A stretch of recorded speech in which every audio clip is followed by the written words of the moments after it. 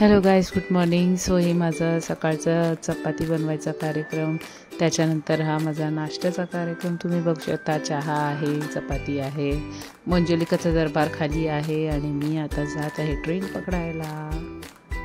आज आहे शनिवार म्हणून आम्ही ब्लॅक प्रिफर केला आहे. येस.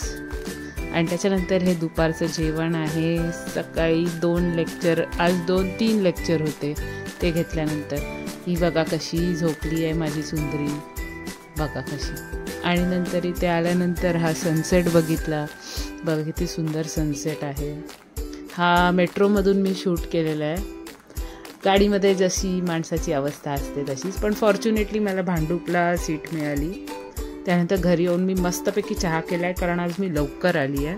आणि चहा प्यायल्यावर मला खूप बरं वाटलं. त्याच्यामध्ये थोडंसं आलं पण घातलेलं.